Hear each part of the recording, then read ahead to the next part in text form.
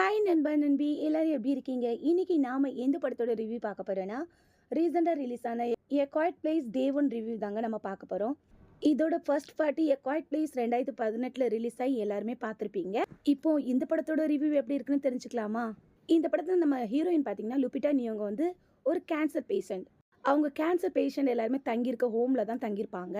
இப்படி இருக்கிற சூழ்நிலையில அங்கே மெயினாக இருந்து பார்த்துக்கிற எல்லாருமே பார்த்தீங்கன்னா இந்த கேன்சர் பேஷண்ட் எல்லாருமே சிட்டியில் நடக்க இருக்கிற பப்பர் ஷோக்கு கூட்டிகிட்டு போகலான்னு பிளான் பண்ணுவாங்க.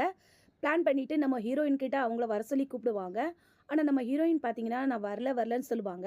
இருந்தாலும் ஒரு முக்கியமான நபர் பார்த்தீங்கன்னா அவங்கள நீங்கள் கண்டிப்பாக வந்தே ஆகணும்னு சொல்லிட்டு அவங்கள கூட்டிகிட்டு போயிடுவாங்க. அவங்க நேரமோ என்னமோ தெரியலங்க, இவங்க வந்த நேரம் பார்த்து ஏலியனும் பார்த்தீங்கன்னா அந்த சிட்டியை அட்டாக் பண்ண ஆரம்பிச்சிரும். அதுவும் கொஞ்சம் சவுண்டு கேட்டால் மட்டும் போதுங்க, எல்லாருமே பார்த்தீங்கன்னா வேட்டை ஆடிரும். எங்க நம்மள ஒரு இடத்துல நீ கொஞ்ச நேரம் சவுண்டு போடாம இருங்கன்னு சொல்லி பாருங்க, சத்தியமா இருக்க முடியாது. நாம இருந்தாலும் நம்ம கை கால் இருக்கை சும்மாவே இருக்காது. இப்படி ஒரு சுச்சுவேஷன்ல தான் ஹீரோயின் அப்புறம் அவங்க கூட வந்தவங்க எல்லாருமே தப்பிச்சாங்களா இல்லையாங்கிறது அந்த படத்தோட கதையேங்க.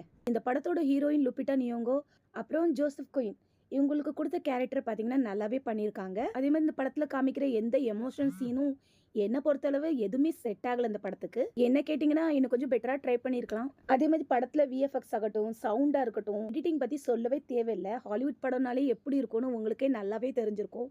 சிறப்பாக இருந்துச்சுங்க. அதே மாதிரி இந்த படத்தோட கிளைமேக்ஸ் பார்த்தீங்கன்னா என்னை பொறுத்தளவு எனக்கு பிடிச்சிருந்து நல்லாவே இருந்துச்சுன்னு தான் சொல்லணும். மற்றபடி இந்த படத்தில் புதுசாக சொல்லிக்கிற மாதிரி எதுவுமே இல்லைங்க. வழக்கம் போல அதே ஏலியன் கதை தான்.